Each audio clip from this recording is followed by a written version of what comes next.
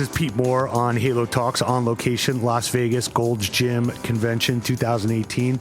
Here with Jim, who has 2 clubs in Pennsylvania as a thriving small business, and he's been with the brand for about 8 years. So I want to talk about his experience and his passion for the business, and his wife's desire to open up a business with him, and he's got his family working in there. So Jim, welcome to the Halo Talks. Thanks, great to be here.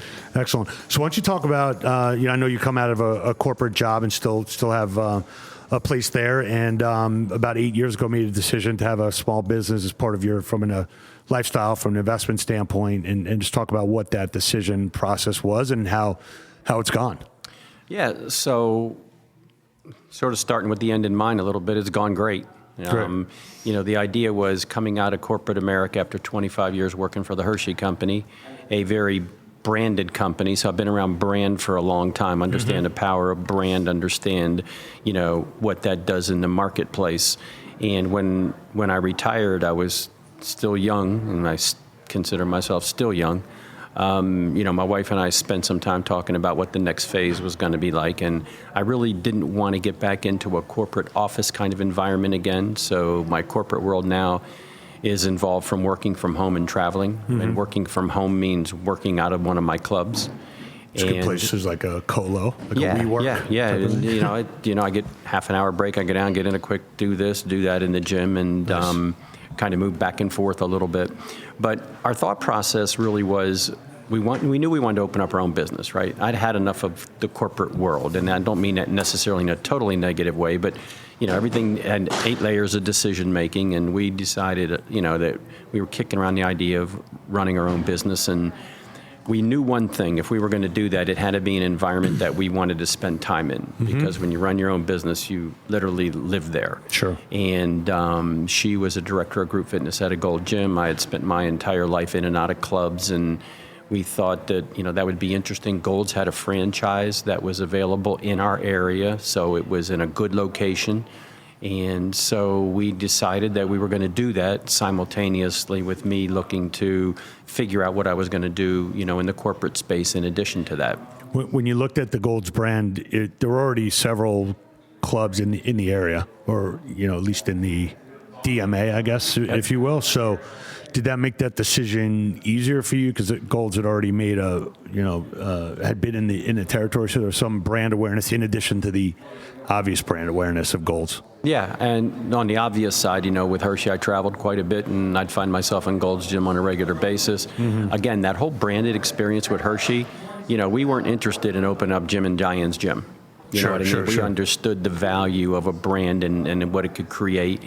And so for us, that was easy. We were familiar with the Gold's gyms in the area, and we did a lot of competitive research around the other clubs in the area. We just want to make sure we know what we're getting into, who we're going to be competing with.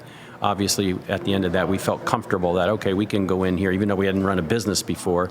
Got to remember, this is on the tail end of the financial crisis. Yeah. Right.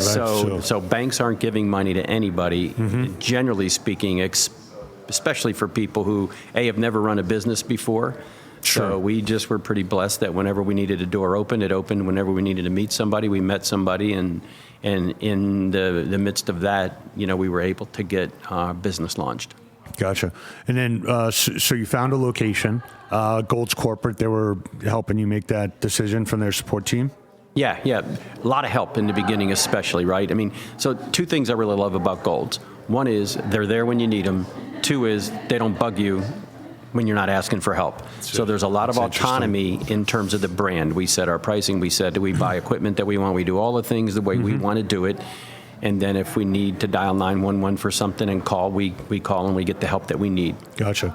And then you guys use ABC Financial for all your reporting and background? We did not in the beginning. We were with a competitive product, and it was minimal flexibility, minimal customer service. So I think we went with ABC Financial probably 3 or 4 years ago after a fun courtship with them in terms of, them wanting to make sure they wanted to do business with us, and us wanting to make sure we were a partner with them. And honestly, we've never looked back. We have a great experience with them. The customer service is literally instantaneous, and we like the way they're constantly looking to upgrade the product and those kind of things, stay relevant. One thing that we did a podcast at Ursa with Paul Schaller, and he said, look, every day we got to wake up and process the most important thing, which is the cash transactions of 8,500 clubs. So we got to wake up every day and protect that. We also got to wake up and make sure that they're growing their business, and if we can be helpful to grow it. So every discussion I've had seems like they actually live by that, and that culturally they were able to pull that together. Yeah, and we're fans, right? I mean, we've had potential clients to them sent our way to speak on ABC's behalf, and we do that without any trepidation at all. And it's like we just tell them the truth, kind of thing, of what our experience has been with them. Truth has got to be the best marketing out there, right? Well, you know what? When you tell the truth, then you don't have to worry about what you said or covering it up or any of that stuff. So we just find that to be the best practice. I like it. So built one club to start, and then tell us how that went, and how you got other family members involved, and how that's been part of the success of the operation, and also like how you define success. Obviously you're doing this, you don't need to go from 2 to 50 clubs. Like, that's not the goal. Yeah. Where a lot of groups feel like that's like the way you have to build a business versus this is what you wanted and this is what you got. Yeah. Well, I'll tell you what, starting the club was interesting for us because we had never done it before. So we ran an active pre-sale. We had over 1,600 members before the first day we opened the club doors. My kids have all been involved in the business since we got started. Even when they were much younger, it was, if they weren't doing kids club, they were doing front desk. Now one of my daughters is a GM of a second club that we bought. But the experience has been fun, and part of the keys to success for us, one, understanding to know what you don't know. So we're new to the industry. A lot of people have helped us along the way. It was probably 2 or 3 years ago we were voted U.S. Franchisees of the Year in the Gold System, my wife and I, at the convention, the award ceremony that'll be there tonight. We were, A, surprised by that, but B, really humble around thanking the people in the room who helped us, because you don't walk into a new area. The worst thing you can do in a gym owner is think because you worked out that you know how to run a business. So, we did a lot of that stuff, and but the family part's the biggest thing for us because that makes it a long-term strategy. We went through, do we want to grow geographically? We have a place in Naples. We want to have a gym down there, and we thought, we're going to be central Pennsylvania based. We'll grow there where it makes sense to, with clubs in that particular area. And the entire experience so far, especially watching my kids grow, from their experiences of just dealing with members who are sometimes at their worst, a handful, right? But we're just watching how they grow, how they deal with that stuff, the whole customer experience piece for them. That's been probably the most rewarding thing. And one of your is it your daughter that's a GM of one of the clubs? Yeah, she runs our Camp Hill Club, which is a club we bought about 3.5 years ago. She just became GM literally about a month ago. Congratulations. Thanks, and congratulations to her. She's 25 years old. Oh, wow. And Nice. I think back when I was 25 years old, I wasn't ready to run anything at that particular point in time. So good Penn State education, and just the willingness to get in there and make things happen. And she's just got really good instincts. That's great. That's great. So as you look at the locations that you have today, how many members do you have between the two locations, and how big is the community that you're serving?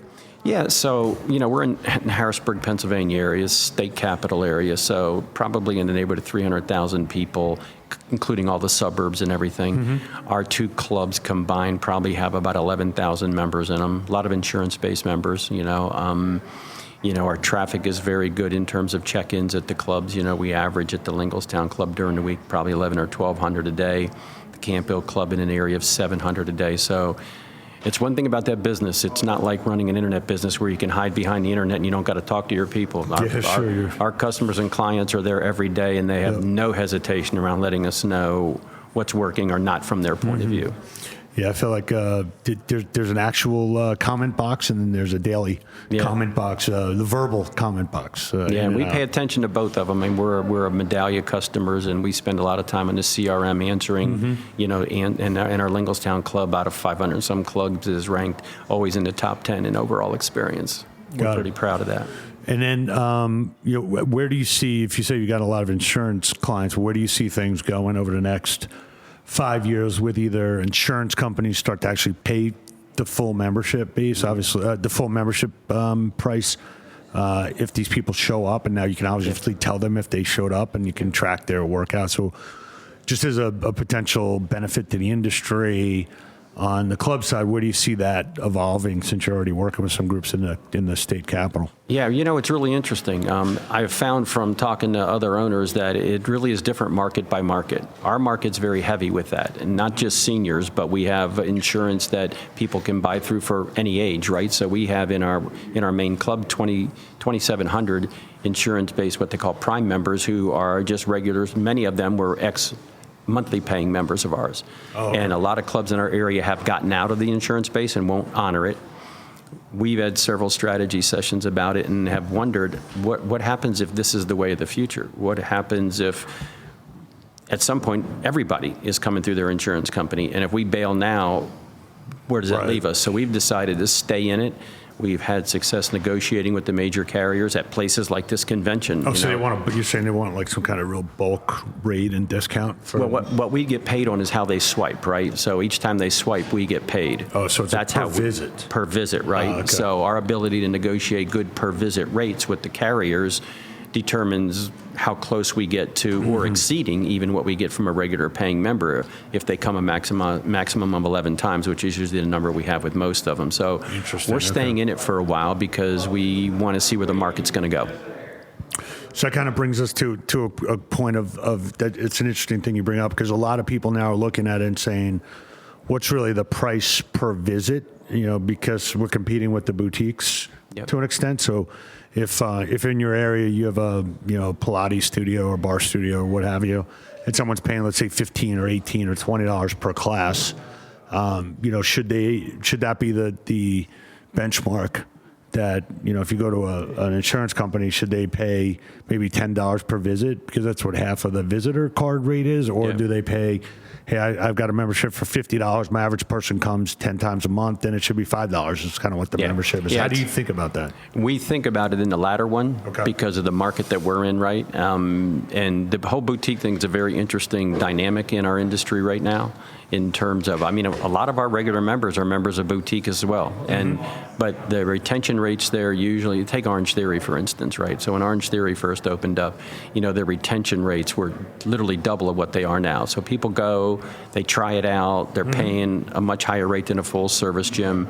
And eventually they either go to the next boutique, that's the next new thing, or they find their way back into a mainstream club. Yeah, and I think on the boutique side, there'll probably be several strong players in it, and people will bounce around to those. So they'll capture it, but hopefully, I've been saying this for 19 years, but I'm hoping like the irrational development stops. But I don't know if that's, when something happens every year, then maybe it becomes a recurring, competitive threat, and just deal with it. Yeah, the disruption in our industry is interesting. Right now you're looking at the whole Peloton phenomenon, right? And, their growth is slowed down a little bit. But what they've been able to do and the national advertising that they bring to the table in terms of what they're doing, that's one thing I love about this industry. It's no fun getting disrupted necessarily, but it can be very energizing to pay attention to, the high volume, low price clubs, the boutique clubs. All of a sudden Peloton shows up with this. Then you got, we're not in a major urban area, so we don't worry about Soul Cycle or some of those things that the main urban areas do. But, we've got all the different players, and, we enjoy competing. Yeah. There seems like there's no shortage of new equipment that's coming out and no new studio concepts. There's one in New York that now you go to boutique and you work out in like 40 degree, it's like a freeze workout. Yeah. So there's plenty of things that cross our desk, but I guess the benefit of, at least from a standpoint of being a Gold's Gym and having the square footage, is that you have the ability to adopt and insert new programming. Most of these boutiques don't have the number of showers. They don't have daycare. How important is that in your community? I think that points of differentiation are critical, right? So you look at the Planet Fitness model. So for us, people will come in and say, well, Planet only charges $9.99. And I say, yeah, and if all you're going to do is walk in a treadmill, that's a place you ought to strongly consider. Right. However, if you want classes, if you want a kids club, if you want a personal trainer, if you want specialized small group, if you, right, then, we're more of a value play in that regard. Yeah. And we spend a lot of time paying attention to what is going on out there. Like, we just learned at Ursa this past year about a gym in New York City called Conbody. Yeah. And it's a fascinating concept. And so we sit back and go, okay, even though we're not in a large urban area, could we get away with a program like that and try it for 6 months and see what's happening? So we spend a lot of time looking at our business from the outside in. That's great. As opposed to the inside out. Well, I think probably your background and your wife's background of coming from corporate jobs where you've got the resources where they are looking externally, because a lot of people, when you run a small business, you're like putting out fires. Yep. But I guess if you come from, and some people I'd say who have just a couple of gyms will come here to a convention, and that's where they'll get their dose of like, hey, what's going on in the outside world? Where it sounds like you're being proactive about that. It probably is part of your training. I work with companies all the time about that stuff, So it's like we need to drink the Kool-Aid that I talk to other companies about. So I'm sure we spend more time than a lot of clubs do around strategy, around what the future looks like, around. And we spend more time, I know, than most talking about leadership, right? Because to me, that's the single biggest differentiator between the companies that win and the companies that lose. Yeah, I know. What's your leadership team? What's your leadership bench? And that, in my view, is like a distinctive advantage, which is more important than competitive advantage. When you get the best leadership team, generally in business, you win. It's interesting you say that, because we just got called the other day. So we do mostly mergers and acquisitions, advisory work, and we had a private equity firm call us, and they were looking at a health club chain. And there was one competitor that they didn't know about, but they were concerned about, and they called me up and said, would you be willing to compete against this guy? And so it was that was the sole question, was like, okay, this guy is the leader of this company. Do you think that's someone that I want to fight against for the next 10 years? And so it was very telling. Like that was basically the diligence question. Yeah, and you know what? I mean, I don't think it gets enough press right now, right? I think that people think that if you build a beautiful box and you fill it with really good equipment, that in some way, shape, or form guarantees success. And if you look in business in history, you've seen companies that were ready to fly into a mountain get turned around by great leadership, and you've seen great companies get new leadership and actually fly into a mountain because the new leaders came in and managed to somehow figure out how to mess up something that was really good. So for us, we spend a lot of time, especially with our younger leaders, around just what it means to play in that particular role, and how that role is more important than whatever their functional area is, whether you're in finance, whether you're leading front desk, whatever it is. It's like, no, the overall leadership of thinking about being an owner is more important than the functional experience you need to do your job. Yeah, gotcha. Well, anything else you want to share with our audience here of, I guess, validating and being happy about the decision you made? Like, some people go down certain paths in life and they say, well, I wish I could have backed up and gone down this road. It seems like you picked the right road, and it's providing what you expected it to. You know what? The advice I would give people is chase your passion, right? I mean, if you're going to go do something that you're passionate about. I think that gets you through the tough times. And if there's one trait that I have found has become more and more important in this industry, it's resilience, right? Every day you've got to wake up and go to work and be ready to fight the good fight. And I think resilience in the overall leadership competency thing probably doesn't get as much airtime as it should, because, it's not an easy business. If it were easy, clubs wouldn't be closing and all those different kind of things. So, no, chase what you dream. I like it. All right. Well, thank you for being on Halo Talks. Look forward to checking in with you over the years. And let us know how you reshape the insurance sector by getting all these memberships paid for. It's been my pleasure. Thank you for the opportunity. Great. Good stuff. Thanks.